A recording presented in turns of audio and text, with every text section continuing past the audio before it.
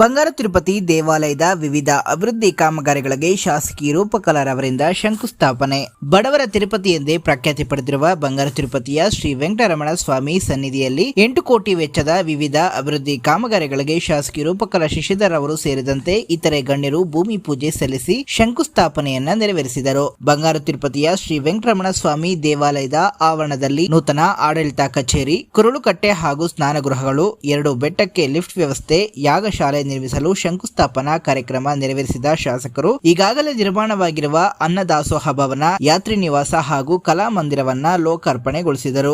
ಈ ವೇಳೆ ಮಾತನಾಡಿದ ಶಾಸಕರು ಕ್ಷೇತ್ರದ ಪವಿತ್ರತೆ ಕಾಪಾಡುವುದರ ಜೊತೆಗೆ ದೇಗುಲವನ್ನ ಅಭಿವೃದ್ಧಿಪಡಿಸಲು ಶ್ರಮಿಸುತ್ತಿರುವ ದೇವಾಲಯದ ವ್ಯವಸ್ಥಾಪನಾ ಸಮಿತಿ ಹಾಗೂ ಇತರ ಎಲ್ಲ ಮಹನೀಯರಿಗೂ ಅಭಿನಂದನೆ ಸಲ್ಲಿಸಿದರು. ಇನ್ನು ಈ ಸಂದರ್ಭದಲ್ಲಿ ಬಂಗಾರ ತಿರುಪತಿ ದೇಗುಲದ ವ್ಯವಸ್ಥಾಪನಾ ಸಮಿತಿ ಅಧ್ಯಕ್ಷರು ಅಶೋಕ್ ಕೃಷ್ಣಪ್ಪ, ಸಹಕಾರ ರತ್ನ ಪ್ರಶಸ್ತಿ ಪುರಸ್ಕೃತ ಜಯಸಿಂಹ ಕೃಷ್ಣಪ್ಪ, ಎಪಿಎಂಸಿ ಅಧ್ಯಕ್ಷರು ವಿಜಯರಾಘವರೆಡ್ಡಿ, ಗ್ಯಾರಂಟಿ ಸಮಿತಿ ಅಧ್ಯಕ್ಷರು ರಾಧಾಕೃಷ್ಣ ರೆಡ್ಡಿ, ಮುಖಂಡರಾದ ಕೃಷ್ಣೇಗೌಡ, ಭಾರ್ಗವರಾಮ್, ಪ್ರಕಾಶ್ ರೆಡ್ಡಿ, ಗ್ರಾಮ ಪಂಚಾಯಿತಿ ಅಧ್ಯಕ್ಷ ಅಂಗಳ ರಮೇಶ್, ರೈತ ಸಂಘದ ಉಲ್ಕೂರು ಹರಿಕುಮಾರ್, ಕಾರ್ಯನಿರ್ವಹಣಾಧಿಕಾರಿ ಮಂಜುನಾಥ್, ಪೇಶ್ಕರ್ ಸುರೇಶ್, ಸಿಬ್ಬಂದಿ ಮಂಜುನಾಥ್, ದೇಗುಲ ಸಮಿತಿ ಸದಸ್ಯರಾದ ಪಾಪೇಗೌಡ, ನರಸಿಂಹಗೌಡ, ರೇಣುಕಮ್ಮ, ಜಯರಾಮ್ ರೆಡ್ಡಿ, ಚಿನ್ನಣ್ಣ, ವಿಜಯಲಕ್ಷ್ಮಿ, ನವೀನ್ ರಾಮ್, ಲಕ್ಷ್ಮೀನಾರಾಯಣ, ಕಾರಿ ಪ್ರಸನ್ನ, ವೆಂಕಟರಮಣ, ರಾಜಣ್ಣ, ರಾಮಚಂದ್ರಪ್ಪ, ಶಂಕರಪ್ಪ, ಮಂಜುನಾಥ್, ಕೃಷ್ಣಪ್ಪ, ಕೃಷ್ಣಾರೆಡ್ಡಿ ಸೇರಿದಂತೆ ಇತರ ಸ್ಥಳೀಯ ಮುಖಂಡರು ಹಾಗೂ ಭಕ್ತಾದಿಗಳು ಪಾಲ್ಗೊಂಡಿದ್ದರು.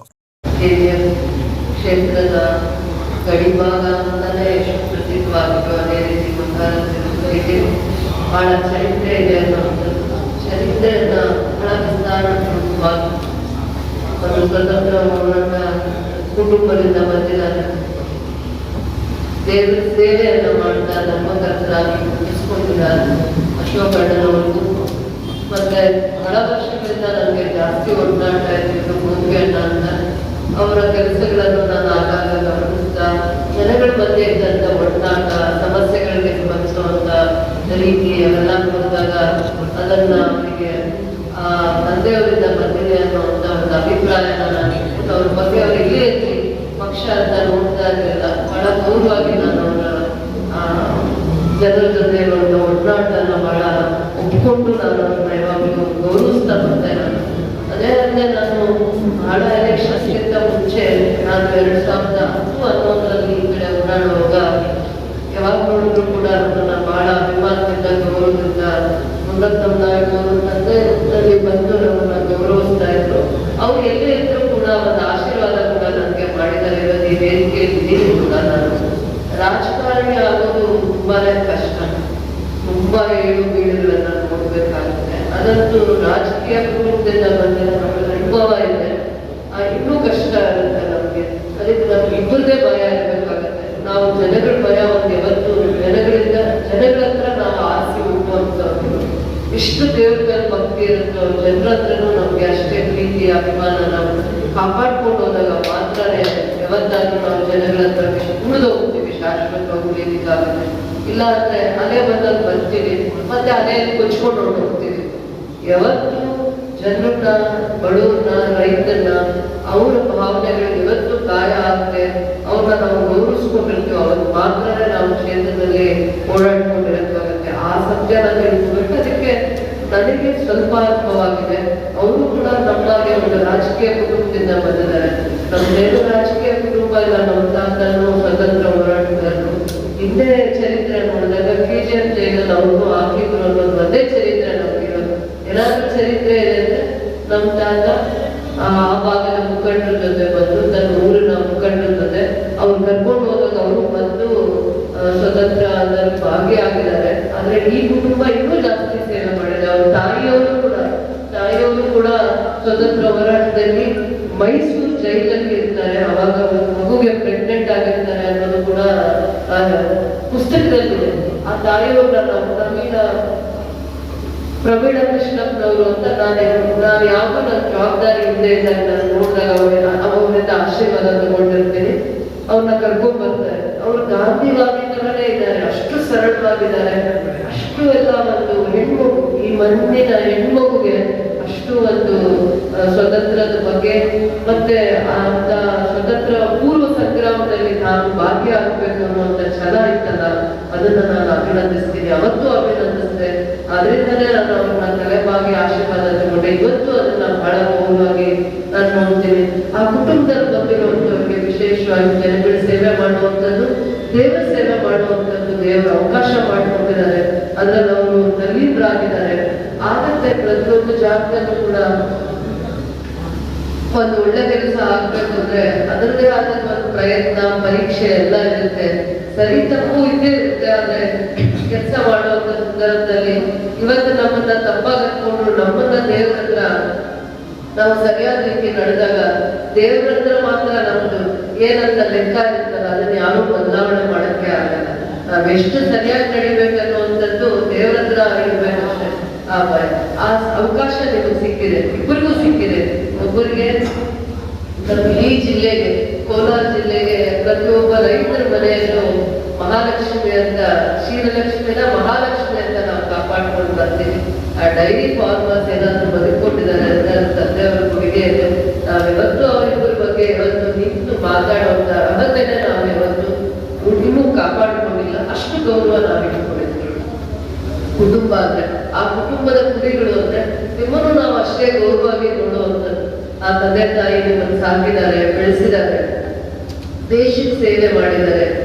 ಅವರು ಸ್ವಾರ್ಥವಾಗಿ ಬದುಕುವಂತ ಸಂದರ್ಭದಲ್ಲಿ ಇವತ್ತಿನ ಕಾಲ ಇಟ್ಟಿದೆ ಅಂದ್ರೆ ಸ್ವಾರ್ಥವಾಗಿ ಓದಿದೀವ ನಾವು ನಮ್ಮ ಕಾಲಿಗೆ ಎಲ್ಲಿ ಒಳ್ಳೆ ಕೆಲಸ ಸಿಗುತ್ತೆ, ಯಾವ ದೇಶದಲ್ಲಿ ಸಿಗುತ್ತೆ ದುಡಿಯೋಕೆ ಹೋಗ್ತಾರೆ. ಚೆನ್ನಾಗಿ ಓದಿರೋ ಮಕ್ಕಳೆಲ್ಲ ನಮ್ಮ ಭಾರತ ದೇಶದಲ್ಲಿರುವಂತ ಚೆನ್ನಾಗಿ highly qualified educated doctors, scientist ಎಲ್ಲ ಬೇರೆ ಕಂಟ್ರಿನ ಉದ್ಧಾರ ಮಾಡಕ್ಕಾಗಿದೆ.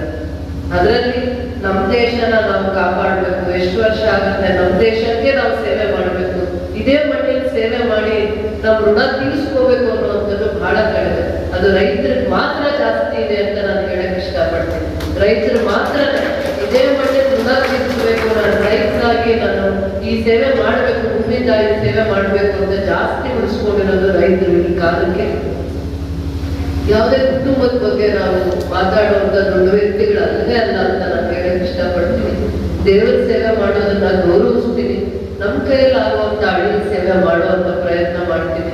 ಯಾವುದೇ ಒಂದು ಸಂಸ್ಥೆ ಇರ್ಬೋದು, ದೇವಸ್ಥಾನ ಇರ್ಬೋದು, ರಾಜಕೀಯ ವೇದಿಕೆ ಇರ್ಬೋದು, ಆಪಾದನೆಗಳು ಬರುತ್ತೆ, ಅದನ್ನ ಅದಾಗಲೇ ಹೋಗುತ್ತೆ. ಬಟ್ ನಾವು ಅದನ್ನ ಅರ್ಥ ಮಾಡ್ಕೊಳ್ಳೋದೇ ತುಂಬಾ ಮುಖ್ಯ ಆಗುತ್ತೆ. ಈ ದೇವಸ್ಥಾನದ ವಿಚಾರ ಎಲ್ಲಿಗೆ ಬಂತು ಅಂತಂದ್ರೆ, ನಾವು KGF ನಲ್ಲಿ ಪ್ರಸನ್ನ ವೆಂಕಟರಮಣ ಸ್ವಾಮಿ ದೇವಸ್ಥಾನದ ರಾಜಗೋಪುರವನ್ನು ಮಾಡುವಂತ ಪ್ರಯತ್ನದಲ್ಲಿ ನಾನು ಜಾಸ್ತಿ ಶ್ರದ್ಧೆಯನ್ನು ತೋರಿಸ್ತೀನಿ. ಅದಾದ್ಮೇಲೆ ತದನಂತರದ ದಿನಗಳಲ್ಲಿ ಅಲ್ಲೊಂದು ಚೌಲ್ಟ್ರಿ ಆಗ್ಬೇಕು, ಮತ್ತೆ ಅಲ್ಲಿ ವಿಶೇಷವಾಗಿ ಅರ್ಚಕರಿಗೆ ಬಂದು ದೇವ್ರ ಸೇವೆ ಮಾಡ್ಕೊಂಡು ಬಂದಿರುವಂತ ಅರ್ಚಕರಿಗೆ ಒಂದು ಮನೆ ಕಟ್ಟಬೇಕು ಅನ್ನುವಂಥ ವಿಚಾರದಲ್ಲಿ ನನ್ನ ಪ್ರಯತ್ನ ಜಾಸ್ತಿ ಆಗುತ್ತೆ. 3 ವರ್ಷದಿಂದ ರಾಜಗೋಪುರಕ್ಕೆ ಕಟ್ಟಕ್ಕೆ ಅವಕಾಶ ಆಗಲಿಲ್ಲ. ಬಹಳ ಜನ ದಾನಿಗಳು ಮುಂದೆ ಬಂದ್ರು, ಅದಕ್ಕೆ ಒಂದು ಪಾಯ ಹಾಕಕ್ಕಾಗಲ್ಲ ಅಂದಾಗ ನಾನು ಯೋಚನೆ ಮಾಡಿ ಅನುದಾನ ಇಟ್ಕೊಂಡು ಒಂದು 4 ಕೋಟಿ ಇಟ್ಕೊಂಡು ಇವತ್ತು ಅದು 10 ಕೋಟಿ ಅಷ್ಟು ಅನುದಾನದಲ್ಲಿ ಚೌಲ್ಟ್ರಿ, ರಾಜಗೋಪುರ ಇವೆಲ್ಲ ಮಾಡುವಂತ ಸಂದರ್ಭ ಬಂದಾಗ ಈ ಭಾಗದಲ್ಲಿ, ಗ್ರಾಮೀಣ ಭಾಗದಲ್ಲಿರುವಂತ ಎಲ್ಲ ಮುಖಂಡರು ಗುಡ್ಡಳ್ಳಿ ದೇವಸ್ಥಾನಕ್ಕೆ ತುಂಬಾ ಜನ ಭಕ್ತರು ತಿರುಪತಿಗೆ ಹೋಗದೆ ಇರುವಂತವ್ರು ಹರಿಸೇವೆ ಏನಂತ ಹೇಳ್ತಾರೆ, ಹರಿಸೇವೆ ಮಾಡುವಂತ ಅವ್ರ ಮನೆ ದೇವರಾಗಿರುವಂತ ತುಂಬಾ ಭಕ್ತರು ಬಹಳ ವರ್ಷಗಳಿಂದ, ಸಾವಿರಾರು ವರ್ಷಗಳಿಂದ ಚರಿತ್ರೆ ಇದೆ.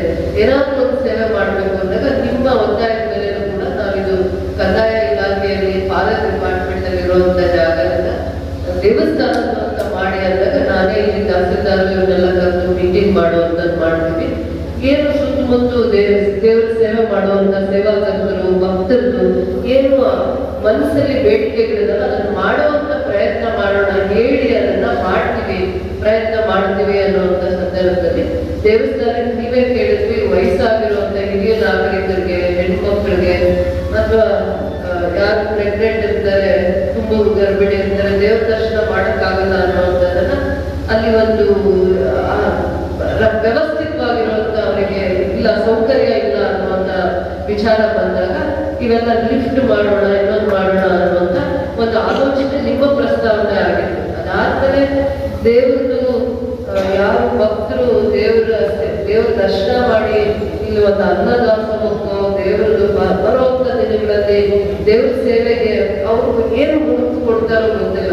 ಅದಕ್ಕೆ ಅದಕ್ಕೆ ಪವಿತ್ರತೆ ಇದೆ. ಅದನ್ನ ದೇವ್ರ ಕೆಲಸ ಮಾಡ್ಕೊಂಡು ದೇವ್ರ ಸೇವೆ ಮಾಡುವಂತ ಕೆಲಸ ಮಾಡ್ಕೊಂಡು ಬಂದಿದ್ದಾರೆ. ಅದ್ರ ಬಗ್ಗೆ ಯಾರು ಮಾತಾಡಬಾರ್ದು, ನಾವೇ ಅಲ್ಲ ಯಾರು ಕೂಡ ಅದ್ರ ಬಗ್ಗೆ ಮಾತಾಡಬಾರ್ದು. ದೇವ್ರ ದುಡ್ಡು ಅಂದ್ರೆ ಅದಕ್ಕೆ ಅದನ್ನ ಪವಿತ್ರತೆ ಇರುತ್ತೆ. ಚರ್ಚೆ ವಿವಾದ ಏನು ಅದನ್ನ ತಪ್ಪು ಅಂತ ನನ್ನ ಅಭಿಪ್ರಾಯ. ನೀವು ಲಿಫ್ಟ್ ಅನ್ನ ಮಾಡಿಸ್ಬೇಕು ಅನ್ನುವಂಥದ್ದು ಒಂದು. ಇನ್ನೊಂದು ಸ್ನಾನದ ಗೃಹವನ್ನ ಮಾಡಬೇಕು 1 ಕೋಟಿಯಲ್ಲಿ ಅಂತ ಒಂದು ಆಲೋಚನೆ ಇದೆ. ಮತ್ತೆ ಆಫೀಸ್, ಅಡ್ಮಿನಿಸ್ಟ್ರೇಟಿವ್ ಆಫೀಸ್ ಒಂದು 60 ಲಕ್ಷದಲ್ಲಿ ಮಾಡಬೇಕು. ಯಾಗಶಾಲೆನೂ ಕೂಡ 1 ಕೋಟಿಯಲ್ಲಿ ಮಾಡಬೇಕು. ಅದು ದೇವರು ಏನು ಕಾಣಿಕೆ ದುಡ್ಡಿದೆ, ಅದು ಯಾವ ರೀತಿಯಾದ್ರೂ ಆಗಿರ್ಬೋದು, ಬಹಳ ವರ್ಷಗಳಿಂದ ಬಂದಿರುವಂತ ಕಾಣಿಕೆ ದುಡ್ಡ FD ಮಾಡಿದ್ವಿ.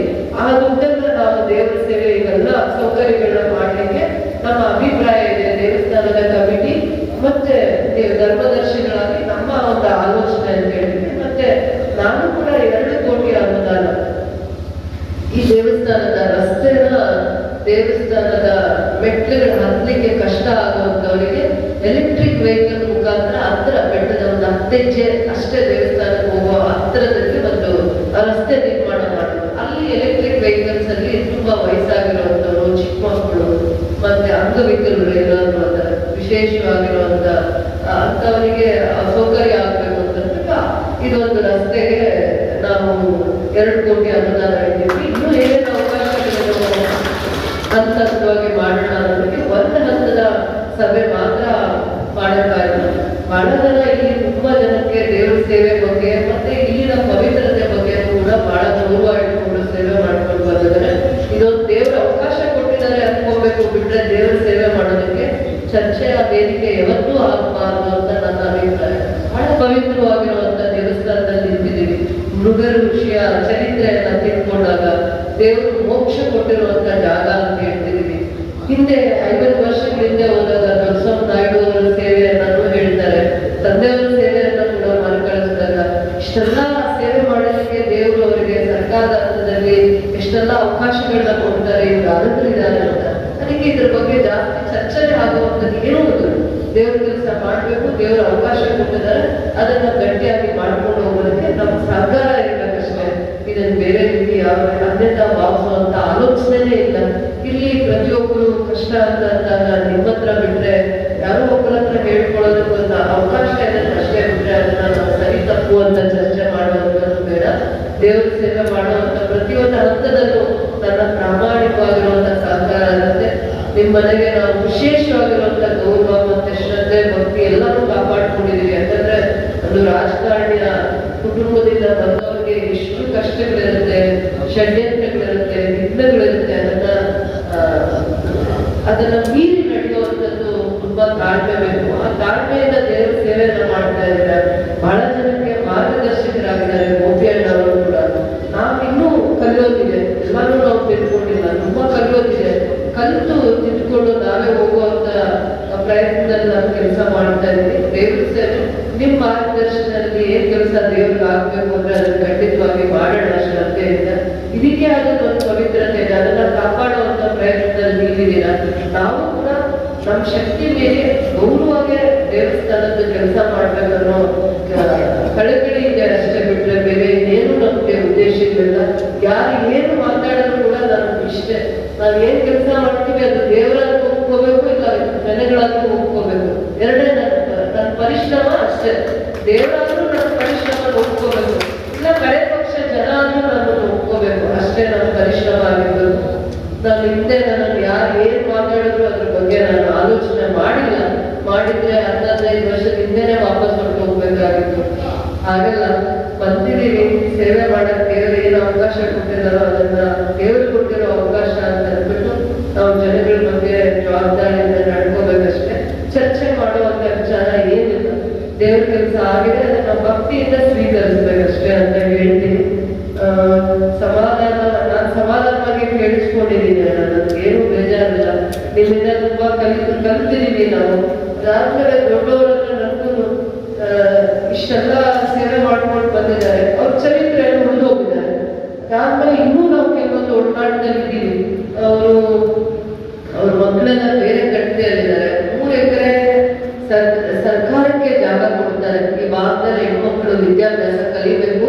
10ನೇ ಕ್ಲಾಸ್ ಆದ್ಮೇಲೆ ಹೆಣ್ಮಕ್ಳನ್ನ ಕಾಲೇಜಿಗೆ ಕಳಿಸಲ್ಲ, ಮದುವೆ ಮಾಡ್ಬಿಡ್ತಾರೆ. ಇಲ್ಲಿ PU ಕಾಲೇಜ್ ತರಬೇಕು ಅಂತ ನಾನು ಮೊದಲನೇ ಸತಿ ಶಾಸಕರಾದಾಗ ಫೈಲ್ ಎತ್ಕೊಂಡು ಮುಖ್ಯಮಂತ್ರಿಗಳನ್ನ ನೋಡೋದಕ್ಕೆ ಜನತಾ ದರ್ಶನದಲ್ಲಿ ಒಂದು ಬಹಳ ಸತಿ ನೋಡ್ತೀನಿ. ಅವ್ರಿಗೋಸ್ಕರನೇ ನಾನು ಪ್ರಯತ್ನ ಮಾಡಿ ಒಂದು PU ಕಾಲೇಜ್ ತರ್ತೀನಿ. ಇವತ್ತು ಗುಡ್ಡಳ್ಳಿ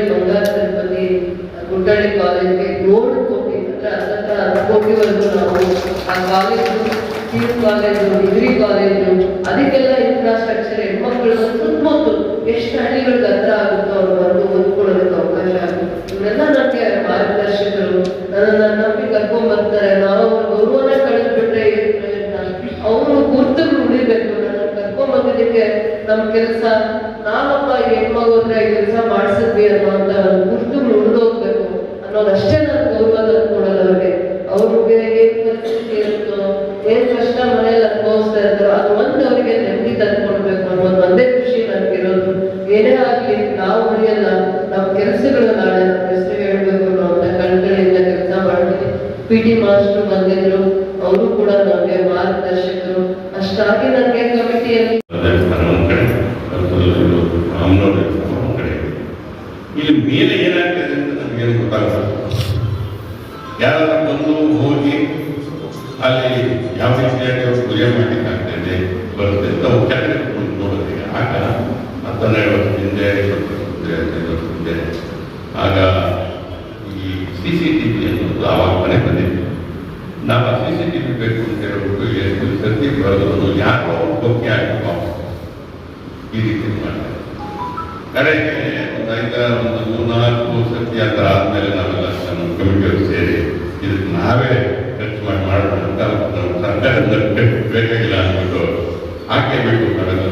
ಅದಕ್ಕೆ ಹಣ ಹಾಕೊಂಡು ಒಂದು CCTV ಕೆಳಗಡೆ ಬರುತ್ತಲ್ಲ ಆ ಟೈಮಲ್ಲಿ ಹಾಕಿ ಪ್ರಾರಂಭ ಮಾಡಬೇಕು. ನಂತರ ಸರ್ಕಾರ ಕಮಿಷನ್ ಗೌರ್ಮೆಂಟಿನಲ್ಲೇ ಮಾಡಿದ್ರೆ ಇವಾಗ ಜಾಸ್ತಿ ಮಾಡಿ ನಾವು ಬರೀ ಎರಡು ಗುಡ್ಡೆಗಳಲ್ಲಿ ದೇವಸ್ಥಾನ ಮಾತ್ರ ಮಾಡಿತ್ತು. ಈಗ ಇದು ಪೂರ ಎಲ್ಲ ಸಂಪೂರ್ಣ ಎಲ್ಲಿ ನೋಡಿದ್ರು CCTV ಕಾಣ್ತಾ ಇತ್ತು, ಕಾಣ್ಬರ್ತದೆ ನೋಡಿದಾಗ. ಈ ಕಾರ್ಯಕ್ರಮವನ್ನು ತಗೊಂಡು ನಾವು ಅದನ್ನು ಉಪಯೋಗಿಸಿಕೊಂಡು ಸ್ವಲ್ಪ ಆಧುನಿಕವಾಗಿ ನಮಗೆ ಕಂಟ್ರೋಲ್ಸ್ ಏನು ಯಾರ್ಯಾರೇನಪ್ಪ ಇದ್ದಾರೆ ಮೇಲೆ ಯಾರು ಕೆಲಸ ಮಾಡ್ತಾ ಇದ್ದಾರೆ, ಪೂಜೆ ಕೆಲಸ ಮಾಡ್ತಾ ಇದ್ದಾರೆ, ಇದನ್ನೆಲ್ಲ ಇವತ್ತಿನಿಂದ ಸ್ವಲ್ಪ ಇನ್ನೂ ಕೂಲಂಕಷವಾಗಿ ನಮಗೆ ಒಂದು ಅರ್ಥ ಏನಪ್ಪ ಯಾರು ಇದೆ. ಇದು ಒಂದು. ಎರಡನೇದು ಕೂದಲಿತ್ತಲ್ಲ, ಕೂದಲು ಸೇಲ್ಸು ಮಾಡ್ತಾ ಇರ್ತಕ್ಕಂಥದ್ದು 3 ಲಕ್ಷ 4 ಲಕ್ಷ ಎಲ್ಲ ಒಂದಷ್ಟು ಇದರ ಕೂದಲ ಬಿಸ್ನೆಸ್ ಇದ್ದು ಅದನ್ನ ರಿಂಗ್ ಅಂತ ಮಾಡ್ಬಿಟ್ಟು 3-4 ಜನ ಸೇರ್ಕೊಂಡು ಬರೀ ಅಂತಿಗೆ ಅವೇ ಕೊಡೋದು 4-5 ಲಕ್ಷಕ್ಕೆ ಮುಗಿಸ್ಕೊಳ್ತಾರೆ.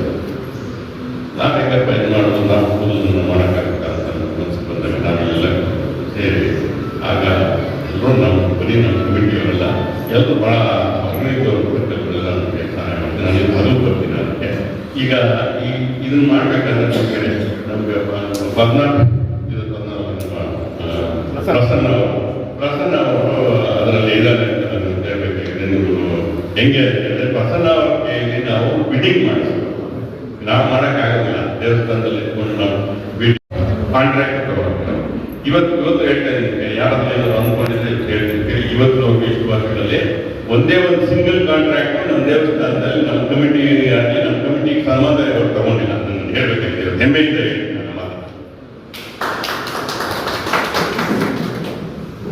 ಪ್ರಸನ್ನ ಅವರು 25 ಲಕ್ಷ ಹಣವನ್ನು ನಾವು ತುಂಬಿಸಿ ನಾವು ಕರೆದು ಇದು ಫಂಕ್ಷನ್ ಇಟ್ಕೊಂಡ್ರು.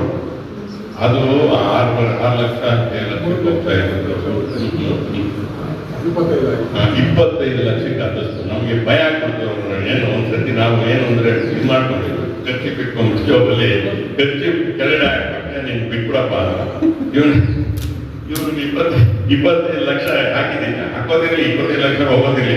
ನಮ್ಗೆ ಕೆಲಸ ಏನ್ ಬರುತ್ತೆ ಗೊತ್ತಾ, ಕೂದಲು ಕಟ್ ಮಾಡೋದು, ಅದು ಬದಲಾವಣೆ ಮಾಡೋದು ಕೆಲಸ ಬಂದ್ಬಿಡ್ತಾರೆ ನಮ್ಗೆ. ಹೆಂಗಪ್ಪ ಇದು ಅಂತ ಭಯ ಆಗ್ಬಿಡುತ್ತೆ ನಮ್ಗೆ. ಆಮೇಲೆ ನೋಡ್ತಾ ಇದ್ದ ಅದು ಹೆಂಗೋ ಸುಮ್ಮನೆ ಅವರು 1,000 ಜಾಸ್ತಿ ಹೇಳಿದ್ರೆ ಡಮರ್ ಅಂತ ಆಗ್ಬಿಟ್ಟೆ ನಿಮ್ಗೆ. ಈ ಖರ್ಚಿನ ಸ್ವಲ್ಪ ಫಿನಿಶ್ ಅವ್ರು ಕೊಟ್ಬಿಟ್ರು 25 ಲಕ್ಷಕ್ಕೆ ಆಯ್ತು. ಈಗ 25 ಲಕ್ಷ ಹೋಗಿ ಇವಾಗ 50 ಲಕ್ಷನೂ ಆಗಿದೆ, 60 ಲಕ್ಷನೂ ಆಗಿದೆ. ಇವತ್ತು ಎಲ್ಲ ಜಾಸ್ತಿ ಟೈಮ್ ಏನಲ್ಲ, ಇಲ್ಲ ಹೋದ ಒಂದು 2-3-4 ವರ್ಷಗಳಿಂದ ಸ್ವಲ್ಪ ಡಬಲ್ ಆಗಿದೆ. ಯಾರು ಇಲ್ಲಿ 25 ಲಕ್ಷನೇ ಬರ್ತಾ ಇತ್ತು ಭಾಳ ವರ್ಷ. ಸೊ ಅದನ್ನು ಹಣ ನಮಗೆ ಹಣ ಇರ್ತಕ್ಕಂಥದ್ದು. ಆ ಹಣವನ್ನು ಶೇಖರಣೆ ಮಾಡಿಕೊಂಡು ಇದ್ವು. ಈ ಮಧ್ಯದಲ್ಲಿ ನೋಡಿ ಇದೊಂದು ಇನ್ನೊಂದು ನಾವು ಕೆಲಸ ಕಷ್ಟಪಟ್ಟು ಎಲ್ಲರೂ ಸೇರಿ ಮಾಡಿದ್ದಕ್ಕಾಗಿ ಅದು ಮಾಡೋಕ್ಕಾಯಿತು. ಇದಾದ ನಂತರ ನಮಗೆ ಇದಕ್ಕೆ ಬರಬೇಕೇನು, ಇಲ್ಲಿ ಈಗಾಗಲೇ ಹೇಳಿದವರು ಮೇಲೆ ಗರ್ಮಿ ಆಗಲಿ ಅಥವಾ ಇಲ್ಲಿ ಬರ್ತಕ್ಕಂಥ ಬೆಳಗ್ಗೆಯಿಂದ ಸಾಯಂಕಾಲ ಒಂದು ದಿವಸ ಮೊದಲೇ ಬಂದಿರ್ತಾರೆ, ಬಂದು ಊಟ ಮಾಡೋದಕ್ಕೆ ಅವಕಾಶ ಇರ್ತಾ ಇರಲಿಲ್ಲ. ಹರಿಸೇವೆ ಅಂತ ಮಾಡ್ತಾ ಇತ್ತು. ಅದಕ್ಕೋಸ್ಕರ ಹರಿಸೇವೆಯಲ್ಲಿ ಈ ಊಟ ಅಡುಗೆ ಮಾಡ್ಬೋದು ಮಾಡ್ತಾ ಇದ್ರು. ಅದು ಇವಾಗ ಮಾಡೋಕ್ಕಾಗ್ತಲ್ಲ, ಅದೆಲ್ಲ ಹಳೆ ಕಾಲದ ಮಾತು. ಈಗ ಅದು ಬದಲಾವಣೆ ಆಗಿದೆ. ಈಗಿನ ಕಾಲಕ್ಕೆ ಅದೆಲ್ಲ ಹರಿಸೇವೆ ಅಂತ ಮಾಡೋದಕ್ಕೆ ಗೆದ್ದಲು ಕಟ್ಕೊಂಡು ಗಾಡಿ ಕಟ್ಕೊಂಡು ಈಗ ಅಡುಗೆ ಮಾಡೋದು ಇವೆಲ್ಲ ಯಾರು ಮಾಡ್ತಾರೆ, ಈಗೆಲ್ಲ ಮಾಡೋದಿಲ್ಲ. ಅದಕ್ಕೆ ಅನುಕೂಲ ಇರಬೇಕು, ಹೆಂಗಸರು ಮಕ್ಕಳು ಇರ್ತಾರೆ, ಅದೆಲ್ಲನೂ ಆ ಕಾಲದಲ್ಲಿ ಮಾಡ್ತಿರ್ತೀವಿ, ಮಾಡೋಕ್ಕಾಗಲ್ಲ ಅಂತೇಳಿ ಈ ಒಂದು ಭವನ ನಾವು ಅವಾಗ ಮಾಡಲಿಲ್ಲ. ಇದು ಏನು ಈ ಒಂದು ವ್ಯವಸ್ಥೆಯನ್ನು ಮಾಡಬೇಕು. ಈ ವ್ಯವಸ್ಥೆ ಮಾಡಬೇಕಂದ್ರೆ ನಮಗೆ ನಾವು ಬರೆದ್ರೆ ಮೇಲಕ್ಕೆ ಇವ್ರಿಗೆ ಕಮಿಷನರ್ಗೆ ಅವರು ಹಣ ಎಷ್ಟು ಬರುತ್ತೆ, ನಿಮಗೆ ಎಲ್ಲಿಂದ ನಿಮ್ಮ ಹಣ ಎಲ್ಲಿಂದ ಬರುತ್ತೆ. ಅವರು ನಮ್ಮ ದೇವಸ್ಥಾನವನ್ನ ಏನಂತ ನೋಡಿದ್ದಾರೆ ಅಂತ ಹೇಳಿದ್ರೆ, ದೇವಸ್ಥಾನಗಳಲ್ಲಿ ಬರೀ ಹಣ ವಸೂಲಿ ಮಾಡೋದು ಮತ್ತು ಸಂಪಾದನೆ ಮಾಡೋದು ಅನ್ನೋದು ಕೆಲವರಿಗೆಲ್ಲ ಆ ರೀತಿಯಾದ ಒಂದು ಮೆಂಟಲ್ ಸ್ಟೇಟ್ ಇದು ಇರೋದೇನಕ್ಕೆ ಅಂತ ಹೇಳಿದ್ರೆ, ಬರ್ತಕ್ಕಂಥ ಭಕ್ತಾದಿಗಳಿಗೆ ಮಾಡಬೇಕಾಗಿರ್ತಕ್ಕಂಥ ಅನುಕೂಲಗಳು ಮಾಡಲಿಕ್ಕೆ ಅಂತಲೇ ಈ ಪ್ರೋಗ್ರಾಮ್. ದೇವಸ್ಥಾನಕ್ಕೆ ನಾವು ಬರೋದು, ಎಲ್ಲರೂ ಸೇರಿ ಬರ್ತೀವಿ. ಇಲ್ಲಿ ಏನಾದ್ರು ಒಂದು 3 ಕಾಸನ್ನ ಒಳಗೆ ಹುಂಡಿಯಲ್ಲಿ ಹಾಕಿದ್ರೆ ಅವು ಏನಕ್ಕೆ ಹಾಕ್ತಾರೆ, ದೇವರು ಬಡವನ ಅಂತ ಹಾಕ್ತಾರೆ. ಅದನ್ನು ತೆಗೆದು ಸರಿಯಾದ ಸರಿಯಾಗಿ ಉಪಯೋಗಿಸಲಿ ಅನ್ನೋ ಒಂದು ಆ ನಿಟ್ಟಿನಲ್ಲೇ ನಮಗೆ ಹಣವನ್ನ ಒಂದು 10 ರೂಪಾಯಿ ಆಗಲಿ 100 ರೂಪಾಯಿ ಆಗಲಿ ಹಾಕಿದ್ರೆ ಅದು ಇದೇ ಕಾರಣಕ್ಕೆ ದೇವರಿಗೆ ಅಲ್ಲಿ ಇರ್ತಕ್ಕಂಥ ಸೌಲಭ್ಯಗಳು ಕಲಿಸ್ಕೊಡ್ಲಿ ಅನ್ನೋ ಒಂದು ನಿಟ್ಟಿನಲ್ಲಿ ಎಲ್ಲರೂ ಅದಕ್ಕೆ ಹಣವನ್ನು ಹಾಕ್ತಾರೆ. ಆಗ ಏನಪ್ಪ ಮಾಡೋದು, ಏನ್ ಮಾಡೋದು ಅಂತ ನಮ್ಗೆ ಕಷ್ಟ ಆಗಿದೆ. ಆಮೇಲೆ ಇಲ್ಲ ಸ್ಟಾರ್ಟ್ ಮಾಡೋಣ ಅಂತ ಶುರು ಮಾಡೋದು. ನಮ್ಮಲ್ಲಿ ಇರ್ತಕ್ಕಂಥ ನಮ್ಮ ಕಮಿಟಿ ಮೆಂಬರ್ಸೇ ಸೇರಿ 45,000 ರೂಪಾಯಿ ಫಸ್ಟ್ ಟೈಮು ಈ ಅನ್ನ ಮಾಡುವಂಥ ಪಾತ್ರೆಗಳನ್ನ, ಅನ್ನ ಅಂದರೆ ಅದು ಸ್ಪೆಷಲ್ ಆಗಿ ಸೌತ್ ಕೇಂದ್ರದಲ್ಲಿ ಅಲ್ಲಿಂದ ತರಿಸ್ಬೋದು. ನಾವು 45,000 ರೂಪಾಯಿ 2 ಪಾತ್ರೆ ತರಿಸ್ಕೊಂಡು ಏನು ಅಕ್ಕಿ ಸೂಪರ್ ಆಗಿರ್ತದೆ ಅನ್ನ ಅದು ಸ್ಟಾರ್ಟ್ ಮಾಡೋದು. ಬರ್ತಾ ನೋಡ್ಕೊಂಡು ನಮಗೆ ಅದ್ರ ಜೊತೆಗೆ ಯಾರಾದ್ರೂ ಫ್ರೀಯಾಗಿ ಹಣ ಕೊಡ್ತಾರೆ ಅಂತ ಹೇಳೋದು, ಅದಕ್ಕೆ ಆ ಒಂದು ಪ್ರೋಗ್ರಾಮ್ ಮಾಡೋದಕ್ಕೆ ಇಲ್ಲಿರ್ತಕ್ಕಂಥ ನಮ್ಮ ಸುತ್ತಮುತ್ತಲು ಇರ್ತಕ್ಕಂಥ ಸ್ನೇಹಿತರನ್ನ ಕೆಲವನ್ನೆಲ್ಲ ನಾವು ಕರೆದು ಅವರು ಮುಕ್ಕಾಲು ಜನ ಅವರೇ ಬಂದ್ಬಿಟ್ಟು ನಾನು ಮಾಡ್ತೀನಿ ನೀನು ಮಾಡ್ತೀನಿ ಸುಮಾರು ರೀತಿಯಾಗಿ ಬಂದು ಈ ಕಾರ್ಯಕ್ರಮನ ಯಶಸ್ವಿ ಮಾಡಬೇಕು ಅಂದರೆ ನಾವೆಲ್ಲ ಮಾಡಿದ್ದು ಅಂತ ಹೇಳ್ಬಿಟ್ಟು ನಾವು ಇವ್ರು ಯಾರು ನಿಂತ್ಕೊಂಡು ಈ ಕಾರ್ಯಕ್ರಮಗಳನ್ನ ಇವತ್ತು ಇಲ್ಲೇ ಇದ್ದಾರೆ ನೋಡಿ, ಇಲ್ಲಿದ್ದಾರೆ ನೋಡಿ. ಒಂದು ಡಾಕ್ಟರ್ ವೆಂಕಟೇಶ ಇಲ್ಲ ರಮಣಾರೆಡ್ಡಿ, ಮಂಜುರೆಡ್ಡಿ, ಬಾಲಾಜಿ, ಕೃಷ್ಣಾರೆಡ್ಡಿ. ಈತೇನು ಅಂತ ಹೇಳಿದ್ರೆ ಮುಖಂಡರು ಎಲೆ ಎತ್ತೋದಪ್ಪ, ಎಲೆ ಎತ್ತೋದಲ್ಲ ಹಿಂದಿಲ್ಲ ಅದನ್ನ ತೆಗಿತಾರೆ ಬಂದು ಆ ಟೈಮಲ್ಲಿ. ಅದು ಆ ಮನೋಭಾವ ಇದ್ದರೆ ಏನು ಬೇಕಾದ್ರೆ ಮಾಡ್ಬೋದು ಅವರು ಮಾಡಿದ್ದಾರೆ. ಹಾಗೆ ಸುಮಾರು ಜನ ಇರ್ತಕ್ಕಂಥವ್ರು ಇಲ್ಲಿ ನಮ್ಮ ಲೋಕಲ್ ದೇವಸ್ಥಾನದ ಸುತ್ತಮುತ್ತಲು ಇರ್ತಕ್ಕಂಥ ಅಂಗಡಿಗಳಿದ್ದಾವೆ. ರಾಜು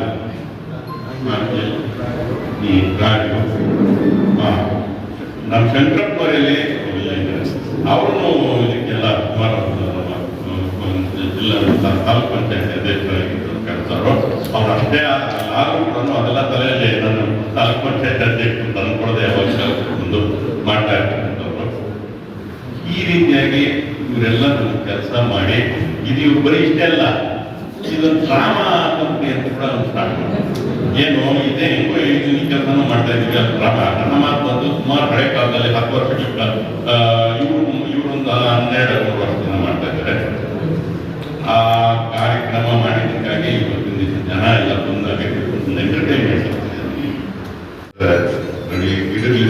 ದೊಡ್ಡ ದೊಡ್ಡ ಗಿಡಗಳು ನಾನು ಒಬ್ಬ ಹೂಡಿರೋದ್ರ ಕುಟುಂಬ. ಇವತ್ತು ಎಷ್ಟು ವರ್ಷ ಆದ್ಮೇಲೆ ನಮ್ಮ ತಂದೆ ದೂರದೃಷ್ಟಿ ಎಷ್ಟಿತ್ತು ಅಂತಂದ್ರೆ, ನೀವು ಅಲ್ಲಿ ಹೋದ್ರೆ ಬಿಸಿಲಾಗ ಹೋದ್ರೆ ಕಾಣಿಸೋದಿಲ್ಲ. ನೀವು ಬಸ್ ಸ್ಟ್ಯಾಂಡ್ ಅಲ್ಲಿ ಹೋದ್ರೆ ದೂರದೃಷ್ಟಿ ಅದು. ಅದನ್ನ ಯೋಚನೆ ಮಾಡ್ಬೇಕು. ಇವತ್ತು ನಾನು ನಮ್ಮ ದೇವ್ರ ಕಡೆ ನಿಂತು ನೋಡ್ತಾ ನಾನೇನು ಅಂತ ರಾಜಕೀಯ ಎಲ್ಲ ಬರ್ತೀನಿ ಅಂದ್ಬಿಟ್ಟು ದೇವ್ರ ಕಡೆ ಅವರು ಬಿಟ್ಬಿಟ್ಟು ಅವ್ರು ನೋಡ್ಕೊಳ್ತಾ ಇದ್ದಾರೆ. ಒಂದೇ ಒಂದು ಉದಾಹರಣೆ ಹೇಳ್ತೀನಿ. ನನಗೆ ಯಾಕೆ ಜಾಸ್ತಿ ನಾನು ದೇವರ ಸ್ಥಾನಕ್ಕೆ ಹೋಗೋದಿಲ್ಲ ಅಂತಂದ್ರೆ, ಎಲ್ಲ ನಾವು ಮಾಡೋ ಕೆಲಸದಲ್ಲಿ ದೇವ್ರ ಮೇಲೆ ಆಗ್ಬಾರ್ದು. ಮಾಡೋ ಕೆಲಸದಲ್ಲಿ ನಾವು ಮಾಡ್ಬಿಟ್ಟು ಹೋಗ್ಬಿಟ್ಟು ಸಮಯ ಇವಾಗ ನೋಡ್ತಾ ಇರ್ತೀರಿ. ನಾವು ನಡ್ಕೊಂಡ ಜಾತ್ರೆ ಬರ್ತಾ ಇರ್ತಾರೆ ಜನ, ನಮ್ಮನ್ನ ಅಟ್ರಾಕ್ಟ್ ಮಾಡೋದಕ್ಕೆ ಕೇಳ್ಕೊಂತಿದ್ದವ್ರು ಇರ್ತಾರೆ. ಅವರು ಪ್ಲೇಟ್ ನಲ್ಲಿ ಕಾಯಿನ್ಸ್ ಹಾಕೊಂಡಿದ್ದೆ ಸಮಯ ಸಮಯ ಸಮಯ ಬರೀ ಸ್ವಾಮಿ ಅಂತ ಕೇಳಿಸೋದು. ಅದಕ್ಕೆ ಸಮಯ ಸಮಯ ಸಮಯ ಸಮಯ ಅಂತ ಇರ್ತಾರೆ. ಅವ್ರು 10 ರೂಪಾಯಿ ಹಾಕೋದಿಲ್ಲ. ಸೀದಾ ಬಂದು ಮೆಟ್ಲಿಗೆ ಇರ್ತೀವಿ. ಮೆಟ್ಲಿಗೆ ಇಟ್ಬಿಟ್ಟು ಹಿಂದಿ ಒಳಗಡೆ ನೋಡೋಕ್ಕೆ ಸಮಯ ಮಯನ್ನ 4 ಎಕರೆ ಕೊಡ್ತೀನಿ ಇಷ್ಟು ಸಮಯ ಏಮನ್ನಾಸೆ ನೋಡಿದ್ರಲ್ಲ ಬಾಬಾ ಇಟ್ಟಿದೆ. ಅಥವಾ ನಾ ಕೂతుರಿಗೆ ಮಂಚು ಚಿನ್ನವನ್ನು ಇಟ್ಟಿದ್ದೀವಿ ಸಮಯ ಅಂದ್ರೆ ಇವ್ರ ಸಂಸಾರ ಕೂಡ ಅವರೇ ನೋಡ್ಕೊಳ್ಬೇಕು.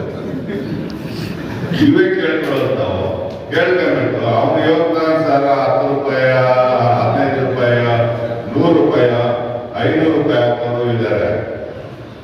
ಹಾಕ್ಬಿಟ್ಟು ಬರ್ತಾರೆ. ಅಲ್ಲಿ ಕೆಳಗಡೆ ತಟ್ಟೆ ಅಲ್ಲಾಡಿಸ್ತಾ ಇದ್ದಾನ ಕೇಳ್ಕೊಂತೀನಿ ಅವನು. ನಾವು ಅದರೊಳಗೆ ಕೇಳ್ಕೊಂತಿದ್ದೋ ಮೇಲೆ. ಆ ದೃಷ್ಟಿಯಿಂದ ನಾನು ಮೊದಲಿಂದ ಹೋಗಿಂದ ನನ್ನ ಯೋಚನೆ, ನಾವು ಜನಕ್ಕೆ ಸೇವೆ ಮಾಡಿ ಒಳ್ಳೆತನದಲ್ಲಿ ಅವನ ಶತ್ರು ಆದ್ರೂ ಒಳ್ಳೆ ಮಾಡ್ಲಿ ಹೋಗಪ್ಪ ದೇವರು ಅಂತ ಆ ಥರ ನಾವು ಹೋದಾಗ ನೋಡ್ಕೊಂಡು ದೇವರ ಮೇಲೆ ನಂಬಿಕೆ ಇಲ್ಲ ಅನ್ನೋ ಪ್ರಶ್ನೆ ಅಲ್ಲ.